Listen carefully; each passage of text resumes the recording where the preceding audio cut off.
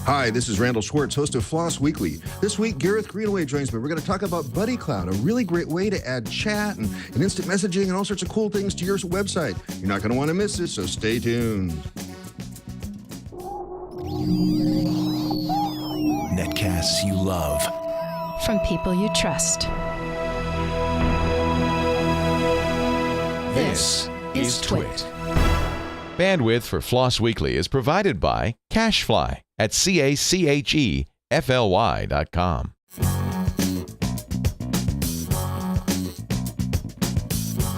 This is FLOSS Weekly with Randal Schwartz and Aaron Newcomb, episode 296, recorded on May 28th, 2014. Bro. It's time for FLOSS Weekly, the show about free, libre, open source software. I am your host, Randal Schwartz, Merlin at Stonehenge.com, bringing you each week the movers, the shakers, the big projects, the little projects you may be using every day and not being aware of it, projects you might want to find more about as soon as we finish talking about it. This week is no exception, but first let me bring on my talented co-host, Gareth Greenaway. Welcome back to the show. Thanks, Randal. Glad to be back. Cool. And where are you speaking to us from? I am once again in Thousand Oaks, California, in my house. Do they ever let you leave? The usual there? spot. You're always there. It's very cool, very cool. And I'm in the CEO's office of ZipRecruiter. Apparently there was a scheduling mishap and I lost the big room, but you notice it's still the same tree behind me, so that's kind of cool. It's actually in all the conference rooms, so we have a really nice little layout here for me. And he said, yeah, make sure you mention ZipRecruiter at least twice. So I just did. It's all done. We're set now. Okay, anyway, which of course is in Santa Monica, which is where I've been spending most of my time these days. Anyway, so we have a great show today. We have Simon Tennant, who's going to come on in a few minutes and talk to us about Buddycloud. And from what I can tell, Buddycloud is a great way to give your website the ability to have like users that can chat with each other and send files to each other, kind of have a whole layering system on top of your site. And they have a hosting solution, so you can let them handle all the infrastructure, or you can also install it yourself using instructions that took a really long time to read. So hopefully it gets simpler eventually. What do you know about this so far? Not much beyond what you had just very eloquently described. I read a bit about it this morning. It sounds like a lot of the commercial sites where you see they have kind of like a chat with for support and etc. But like on an open source perspective. Yeah, and I also saw that it's available for syndication, which means you can also share stuff with other sites as long as you want to cooperate with them. So, got to ask about that when we get into the show. But let's not dilly-dally around. Let's go ahead and bring Simon on. Simon, welcome to the show. Hi, guys. Nice to be here. And where are you speaking to us from? I'm coming in from Munich, Germany today. Originally, I'm from South Africa, but I've somehow managed to end up here in Germany. Well, cool, great, good to have you on the show. I gave sort of my little view of it, but what's the 30,000-foot view for Buddycloud, and what problems is it trying to solve? So the 30,000 point of view is if you're a developer and you want to start adding communication to your web app or your mobile app, you've got to like distract yourself from all of the development work. So the sort of core of your app, and build a messaging stack. And that would mean you've got to think about push notifications. You've got to think about how do you follow users or follow channels of information? How would you share files? It's just a bunch of stuff to think about. Like the analogy I like to give is that if you were to add mapping to your website, you wouldn't go out and build a bunch of maps and everything. You just throw in a little bit of Google Maps code and it all just magically works. So we're trying to do the same thing for messaging. If you want to add messaging to your app, you include the Buddycloud code and we can just take care of things in the back end. Or you can download all of the Buddycloud software and run it on your own infrastructure. And that's kind of important for companies that want to keep this data behind their firewall and they're not so keen on a hosted solution. So Buddycloud's sort of like an easy way to just add a complete messaging stack to whatever you're building. And I understand you have both like web-based app thingies and also for like the mobile phone stuff. Exactly. We actually started out originally on the Nokia platform, and boy, was that was an interesting project. Trying to get messaging and location and all these things to work on a platform that really didn't encourage outside developers. And then we kind of moved more into web stuff.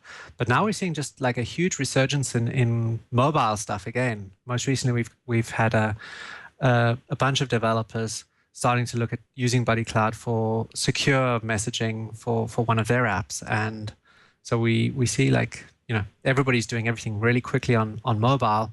So we've tried to optimize the stack for being super mobile friendly. And that would be, if you're on your mobile client and you turn it on, we try to have this goal of a 1 second time to glass. So you should immediately see as much information as possible on your screen, and then have all the other information trickling in the background. So we try to optimize as much as possible for mobile these days.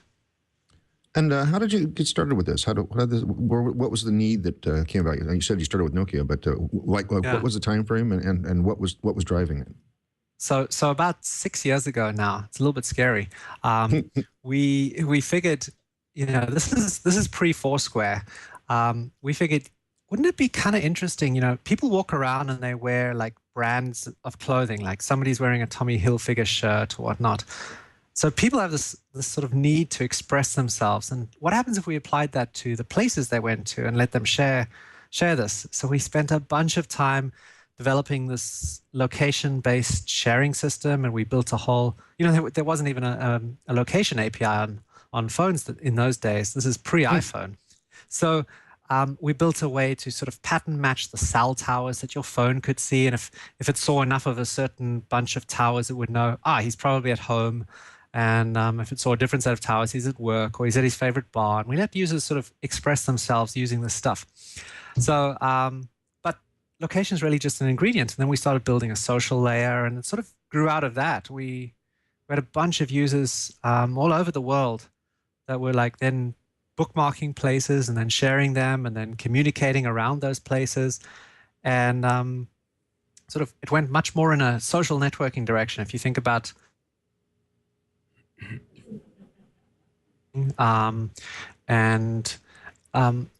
we started having more and more of these social features, but we realized, wouldn't it be cool if anybody could download this stuff and essentially build their own version of Buddycloud? So we spent a bunch of time re-engineering it to become a federated system. So just like email, you're on one domain, you can send work emails to your friends on other domains. We did the same with this. So you can essentially have one Buddycloud instance per domain, and users on each domain can then intercommunicate and share files, send updates, share location, share whatever. To where we are today, which is really focusing on saving developers time. So we want a developer to be successful as quick as possible when they need to add messaging to their stack. And the code's all open source. So when a developer hits the wall of like, Buddycloud doesn't do this, well, then we've tried to make it easy to extend so they can add more stuff in later, and they don't sort of paint themselves into a corner with the Buddycloud architecture. Was this always intended as an open source project then? Yeah, we started off open source. We've still got the old Nokia Symbian horrible C source code floating around somewhere, but it's probably toxic, and I wouldn't advise anybody to look at that at this point. And so just go ahead. So yeah, right now the entire stack is open source. It's Apache 2 licensed, so that includes things like the channel server, the media server, the push notification server, service we call Friend Finder. All of that's open source, and then we also have open source APIs and libraries for adding into different platforms. And what's the level of maturity of it? Is it something I could use today? Yeah, it's pretty mature. We actually have like real customers using it now for real projects, for that have real users that expect stuff to be reliable.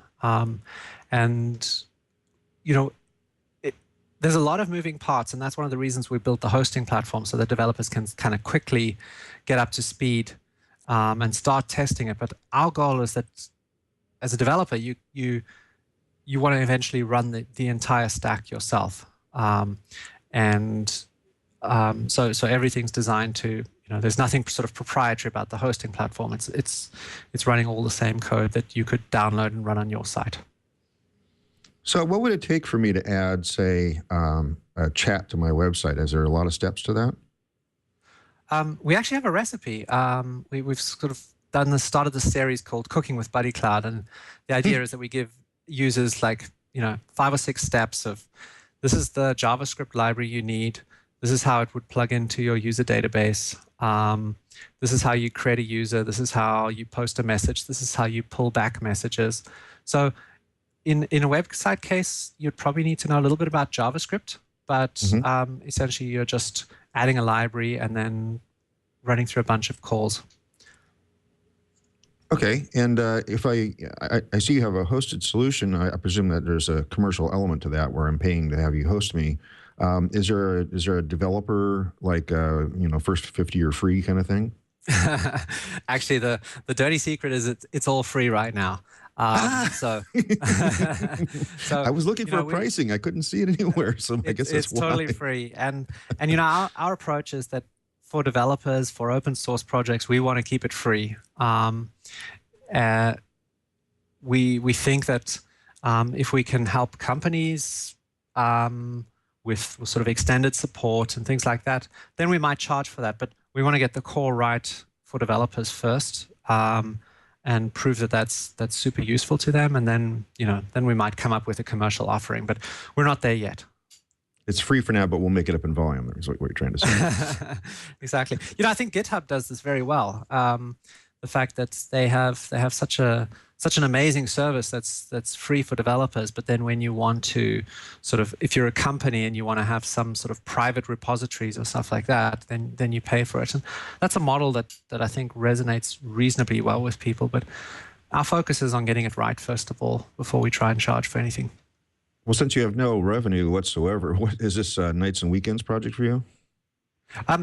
It's been a nights and weekends project for a long time, but we're actually seeing that there are companies out there that are using it. So we've basically doing consulting work with organizations that are using the Buddycloud stack, and some of them are using it in very interesting ways that sort of ways that we would never have imagined. Most recently, we've been talking with a company that's trying to do sort of ultra secure messaging, so end-to-end encryption, to the point where you can't even trust your sysadmin. They're doing clever stuff with key management, and basically like an open source version of what Threema is, or Chat Secure, things like that. So often we can't predict these things, but our approach is that if we build the features and if we build these features, eventually they're going to be sort of useful to somebody, and then we can build the core features and look at like how does the ecosystem evolve around the edges. And I noticed you had like some of the Typo 3 guys on last week, and in fact one of their main developers is starting to do very interesting stuff with Buddycloud. So we're kind of curious what that community starts doing with the Buddycloud messaging stack. So Buddycloud is built on from what I understand, a lot of open protocols. Can you speak a bit about that, like kind of which protocols it's using and what made you guys choose those particular protocols when you were designing this? Sure. So, the federation layer, that's the part that, I'm sitting on example.com and I want to connect to example.net. That all uses XMPP.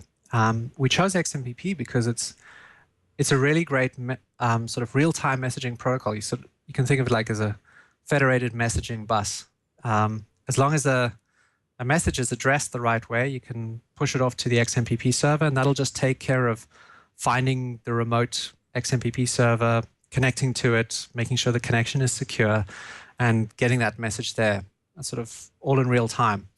And it's also got a great standards community around it. So you can be pretty sure when you're picking up different parts of the XMPP spec, they've been reviewed, there's good libraries for them, they're secure, and it's also even gone through an IETF review process. So we've used XMPP for the sort of site-to-site messaging, but then also within each site that's running Buddycloud, the different components use XMPP to communicate. So, for example, if I get a message posted into my channel on Buddycloud, that'll generate a push notification. That push notification is actually done by a separate service.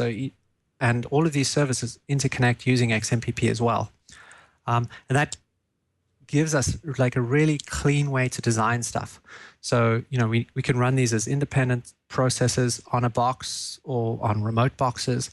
And it sort of enforces like an architectural purity of how you build the service. So you've got sort of much more like the Unix approach, where you've got small processes that, when put together, become greater than the sum of their parts. We've tried to do that the same with Buddycloud. So you've got all these small processes that interconnect using XMPP to then provide a full messaging stack. Okay.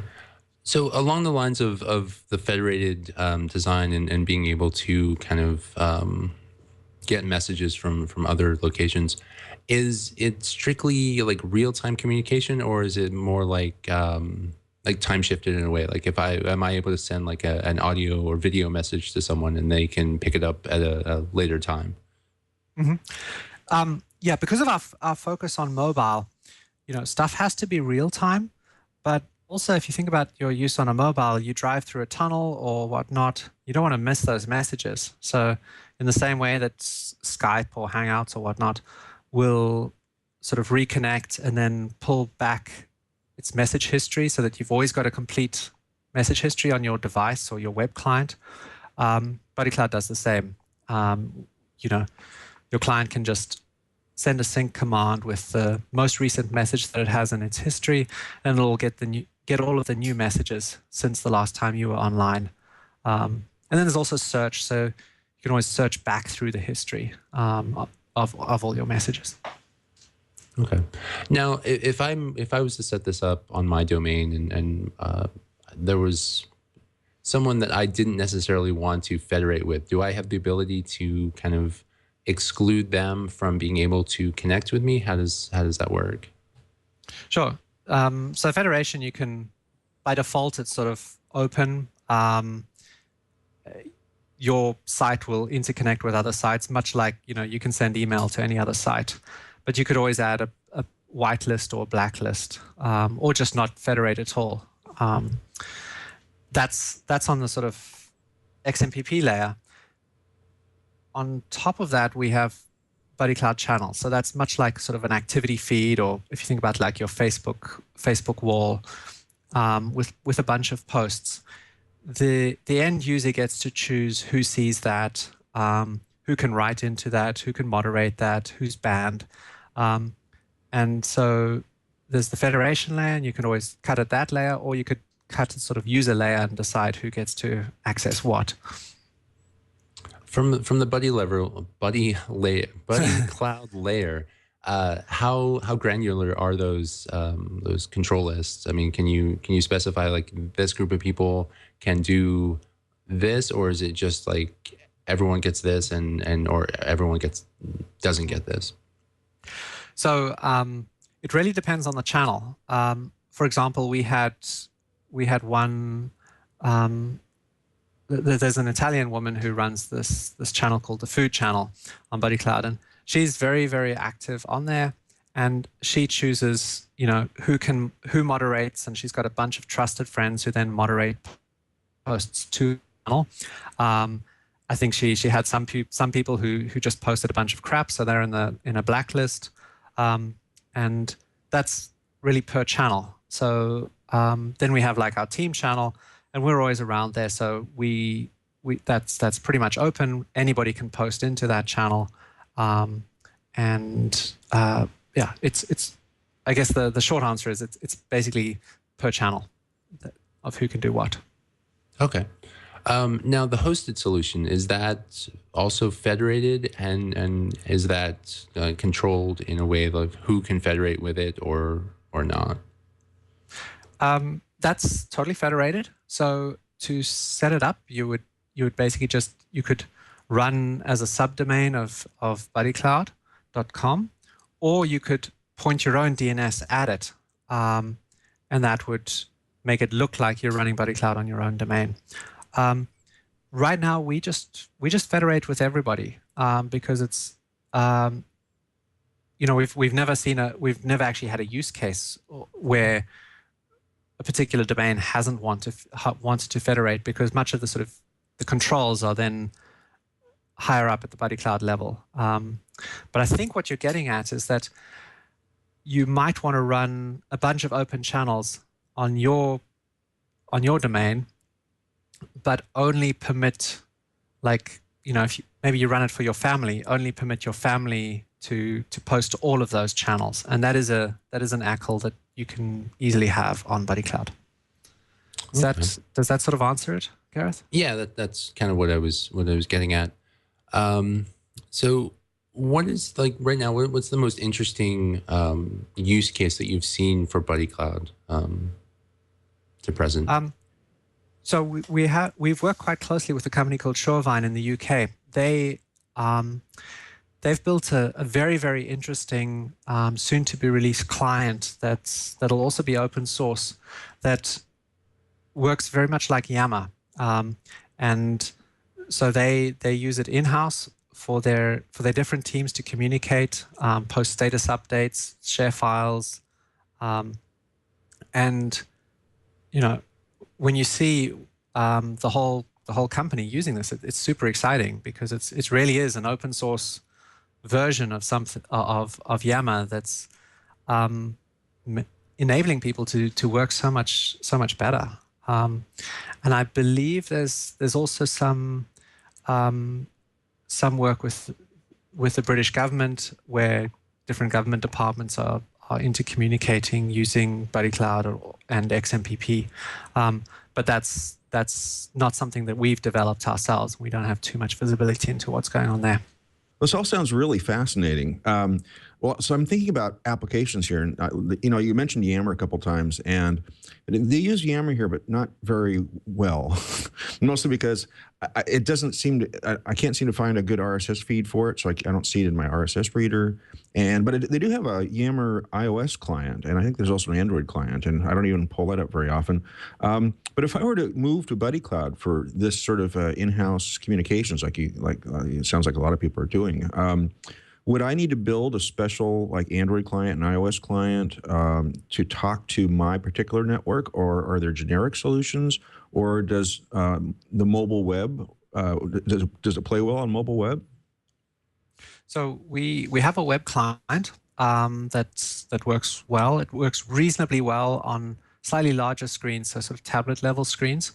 But where we see the real sort of activity is the real-timeness on mobile. So if you've got something in your pocket, you get a push notification, you sort of act on it quicker than you would if it's sort of an email and you've got to do a long reply.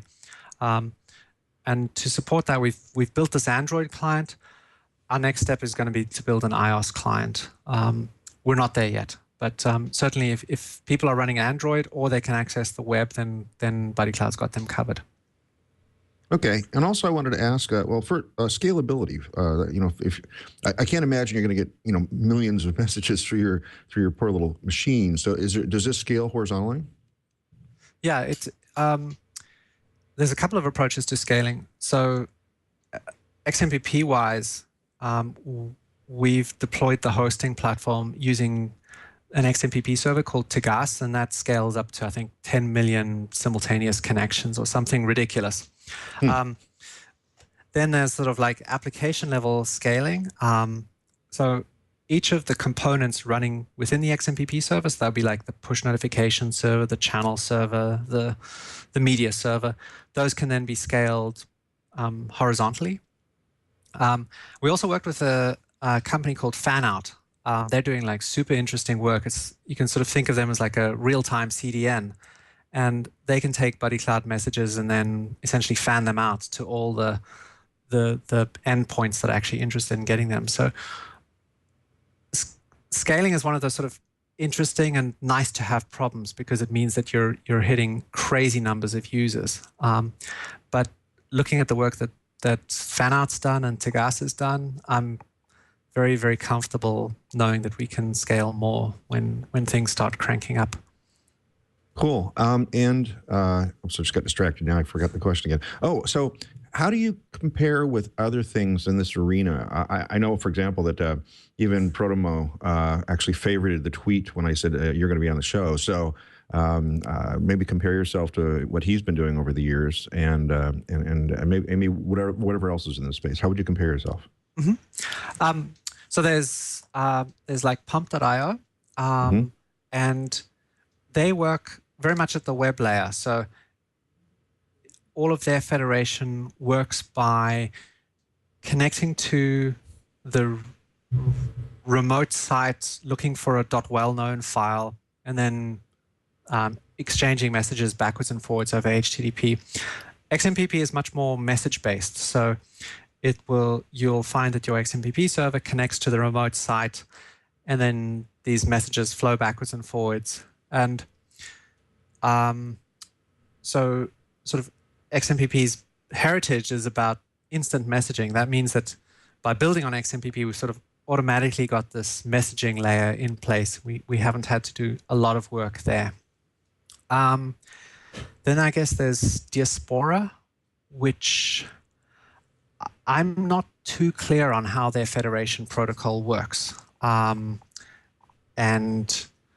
our approach has really been to firstly define the protocol. How do these like different services need to interact, and then to build the application on top. And I think the Diaspora approach has been more to build the application and then sort of try to figure out the federation and how you scale the federation side. But to be honest, I'm so focused on Buddycloud stuff that I sometimes lose focus on what some of the other projects are doing. So don't quote me on exactly how they work. Okay, that's a fair answer. Fair answer. Especially, yeah. It's like if people say, well, how do you compare Perl to, say, Ruby? I would go, well, I know a little bit about Ruby. I know a lot about Perl, but I really don't know much about Ruby, except it's a cross between Smalltalk and Perl, which is my two favorite languages. Anyway, I digress. So what you kind of skirted around this question a couple times, or the answer a couple times, but what sort of media can I send through this system?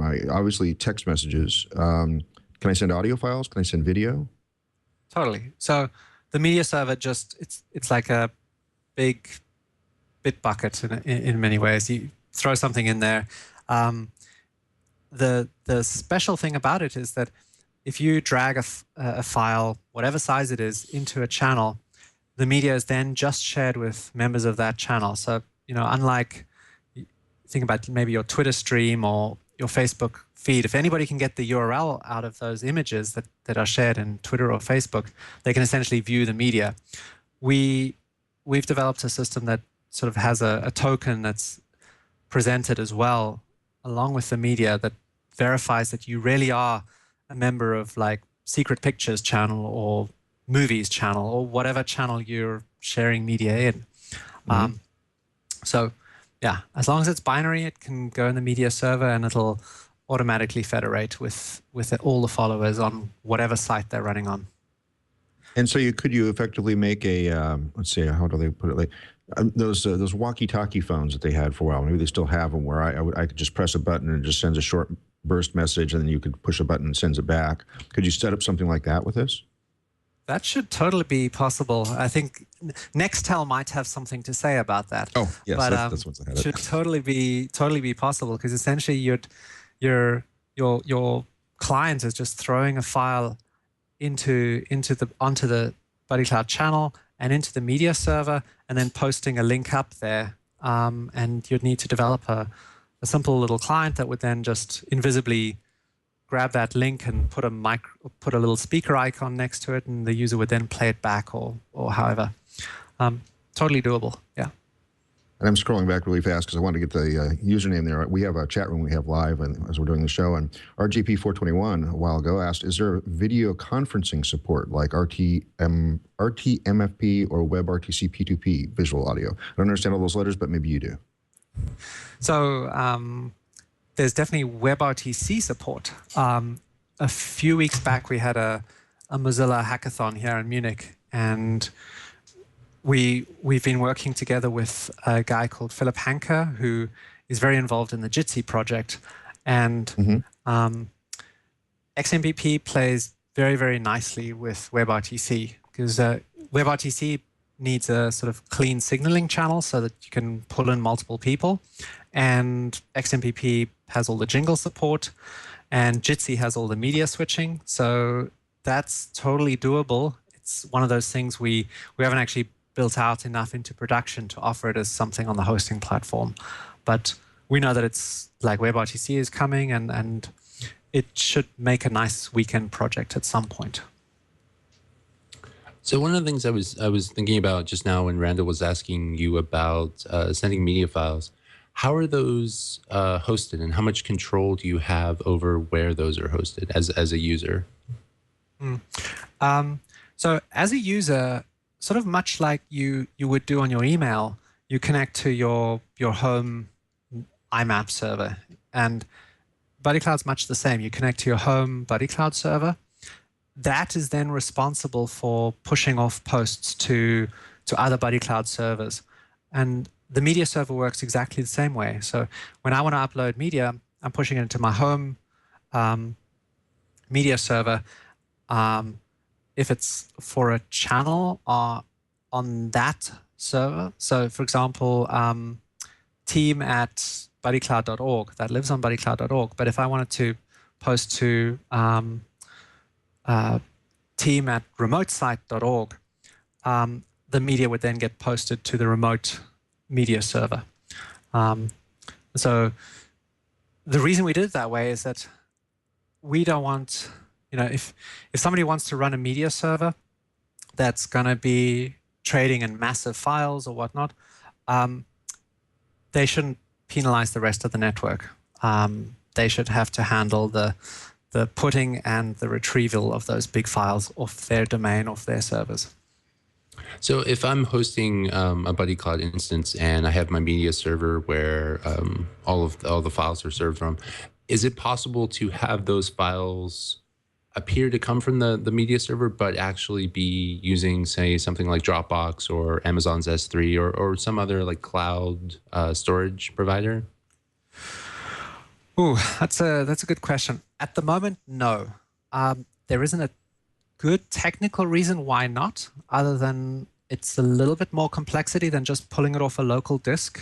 But it should be possible to, as long as you can work out how to generate the token. It's not a request we've had yet, but I think we could probably solve it if there's a sort of pressing need for that. And it does sound like a nice way to do it architecturally and to build something that's good for developers. Yeah. Fair enough. So if there's anyone listening to the show and they're interested in getting involved in the project, what is the best way for them to get started?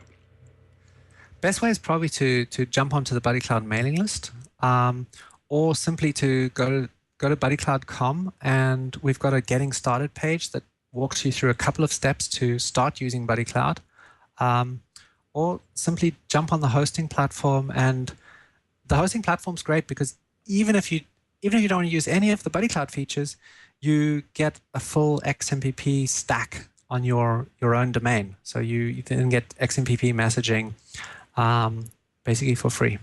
So and we'd love to have help. We're currently jamming on our documentation. And we love pull requests. All the code is on github.com/buddycloud, and please feel free to contribute. Oh, so what is if anyone wants to get involved, what's one of the most requested features that you guys have seen that someone might want to tackle? If somebody has good WebRTC understanding, we would love to work together with you to push that forward. What else are we working on?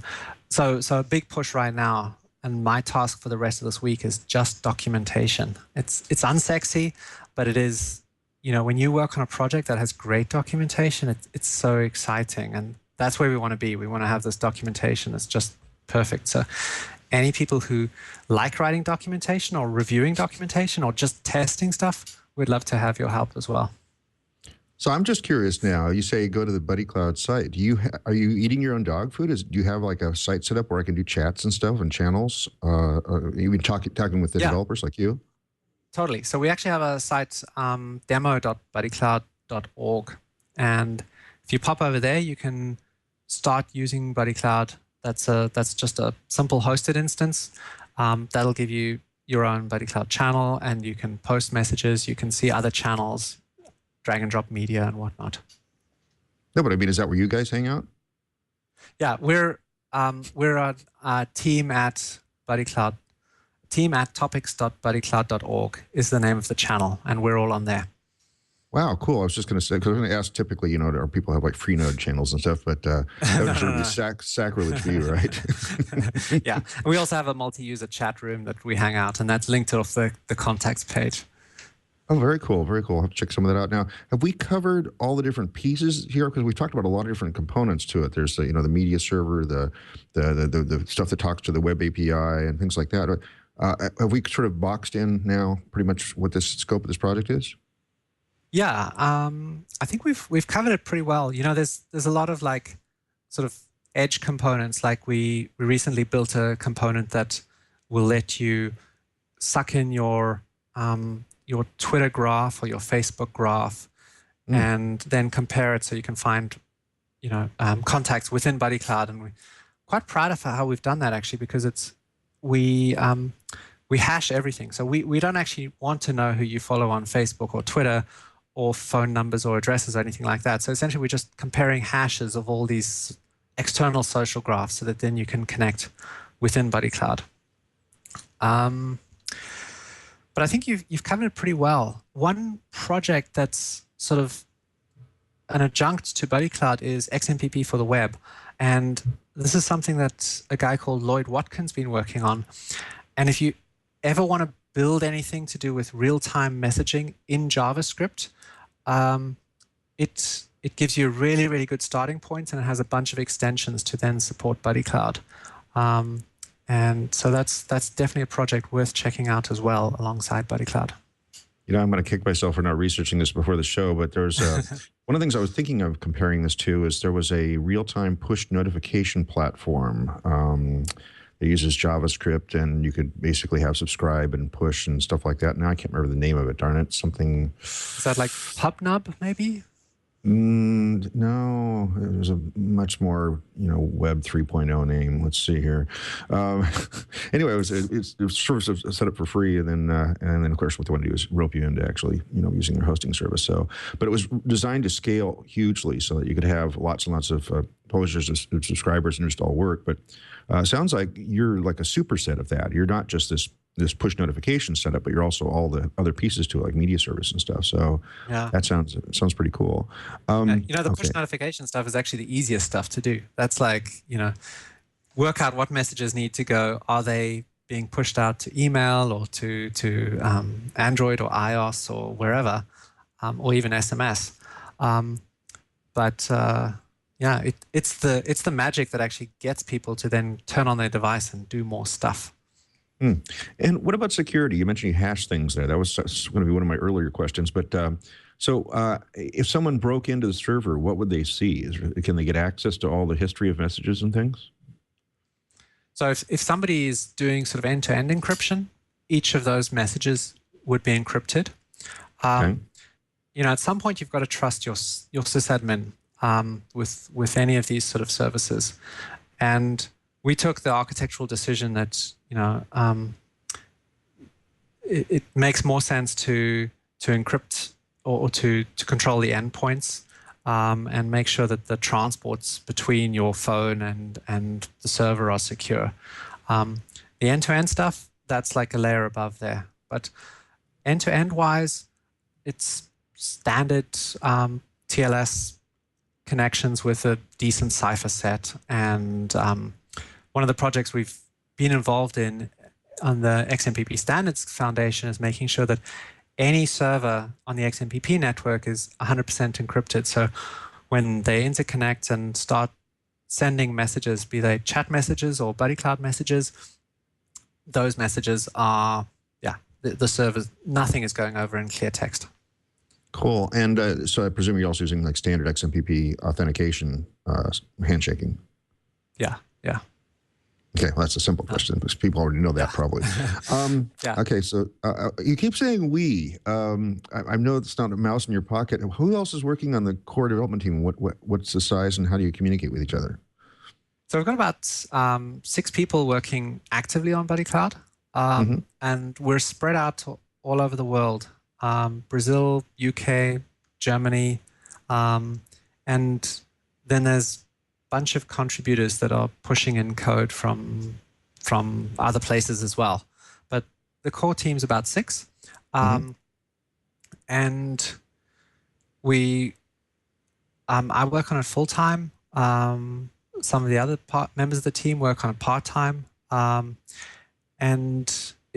communicate, we've used obviously XMPP chat, Buddycloud messages, and then until we get our WebRTC stuff working, we've just been using Hangouts. So we try to jump on a Hangout every day or every 2 days. And there's a lot to be said when you're on a mailing list for keeping it asynchronous, but it's super nice just going through like who's working on what are the milestones. And for that reason, we jump on a call every day.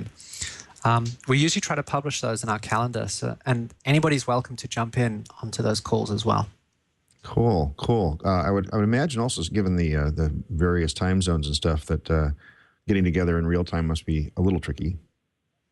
Yeah, it's surmountable as long as I'm up late and everybody else is up early. It works somehow. Yeah. Every time I interview somebody that's in like Australia, they really hate my 8:30 a.m. starting time. So it's like that's like middle of the night. I know. I've been to Australia. I know the difference like there. Anyway, cool. Now I lost my train of thought again. Darn it, I hate that when I do that. I was watching the chat room, which I shouldn't do while I'm actually working. It's all crazy stuff that way. That was it. So given also the disparity of people using this, are you looking for assistance with localization? We always like assistance with localization, but we actually have it pretty well covered. We use a service called Web Translated, and we have teams. So as soon as we add new strings to the Android client or to the web client, we've got a bunch of helpers that jump on and update those. At least for the major languages. If somebody is from a smaller language and they would love Buddycloud support in their language, send us the strings and we will totally incorporate them straight away. It's actually funny, like we had one of the early versions of the Nokia client, we even had a pirate speak localization. So it was like to go online was like lift the anchor or drop the anchor, and it was really fun. Yes. We like our localization. A Basti channel. Exactly. Wow, that sounds like fun. So if somebody wanted it in Urdu or whatever, they would have to provide some of the strings for you. Yeah. Okay, cool. And we should be able to turn those around in a few days. We'll push out a new build as soon as we get the strings. Okay. Well, we're almost out of time. I just want to make sure that we've covered everything you wanted to cover. Is there anything you think we've left out or anything else you want to tell our audience before we let you go? The reason we built this is because there's more and more of these closed communication silos. And, there's WhatsApp, there's Hangouts, there's Snapchat. And if you look at the truly successful messaging systems out there, and I know it's old and it's a little crusty now, but who else can say, I've built an app that's lasted 30 years, and that's what email has given us. And it's given us that because it's an open standard, it's open protocol, there's multiple implementations, and also it's federated. And to me, that's like super inspiring that you can actually build a product that's used for 30 years and it doesn't look like email's going away anytime soon. Mm-hmm. And I think that, if we're building these services, we should always be thinking about how do we build them so they're silo free and that they are encouraging developers to then, pick them up and innovate them on them more and take them forward. And that's sort of our approach with Buddycloud. We think that email is great, but now we can sort of start building a next generation email that's a little bit more social focused. So if anybody wants to take part in that, we'd love more contributors. How much of what you're doing, and I just thought of this now, how much of what you're doing is using the standards that are already there, and how much of it is protocol that you've had to put on top of those standards to achieve what Buddycloud specifically needs? So we use the XMPP standard, and then on top of that, we've built the Buddycloud standard, and that's currently going through the standardization process in the XMPP Standards Foundation. And that's sort of much more application level sort of protocol. So, a channel will need these types of roles. This is how you revoke a message. This is how you do a push notification, things like that. So we're totally committed to that, and we're working that sort of through the standardization process right now. But wherever possible, we've always tried to just use existing standards rather than reinventing anything. And that's why XMPP has been such a boon for us. It's like we sort of feel like we're standing on the shoulders of giants. We don't have to think too much about this federation stuff. It sort of comes for free, and we can focus on the application layer and getting that right. Yeah, kind of like you wouldn't have to invent mail but you were setting up like a mail response server where you'd send a piece of mail to a certain address and it would send back more stuff. You don't have to invent the layer of mail for that, and it really helps get it off the road path, on the road path. And you're not having to build new libraries or whatever. You can essentially just pull off like, we need a Python library, grab one, and it's there. It's perfect. Definitely, or the web actually. What did I use mail for? How old am I? It's a problem. Hey, remember when you had to like take two wires and click them together? No, just kidding. Well, I got to ask 2 more questions. Otherwise, my audience is going to email me and remind me I didn't ask these 2 questions. What's your favorite scripting language? Python. I knew you were going to say that. You mentioned Python a moment ago. I knew you were going to say that. Yeah, and in your sorry? It's Python's sort of really grown on me recently because my girlfriend's been learning, been teaching herself programming, and so every now and again I get these Python questions, and I'm like, wow, this is actually really elegant. I like this more and more. Python is good for beginners. Python's good for beginners. If you want to be an expert, get to Perl. All right. Anyway, just kidding. Now I'm going to get a whole bunch of mail too for that. Who cares? Anyway, and your favorite text editor? At the moment, it's a reasonably tweaked out version of Vim. Okay. Does the job. No, it's okay. It's okay. I had a win recently where somebody did both Emacs and Perl, but I think it was a long time ago actually now. So anyway, but it's been wonderful having you on the show. Thank you. I know a lot of people are going to be a lot more interested in checking this out and maybe even playing with the free services before they cost money and see how it works out. So thank you for being on the show. Thanks, Randal. Very cool. That was Simon Tennant, who is representing the Buddycloud project. What do you think, Gareth? It sounds very exciting. For the longest time, I remember when I first discovered the concept of XMPP and the whole federation idea, and so various groups and various companies have tried to adopt it and make it so that it's a lot of groups have tried to do what I think Buddycloud has done and succeeded in doing, and those groups have either failed at doing it or they've just not done it right. So it's really exciting to see a group like Buddycloud doing it and doing it right and succeeding in doing it.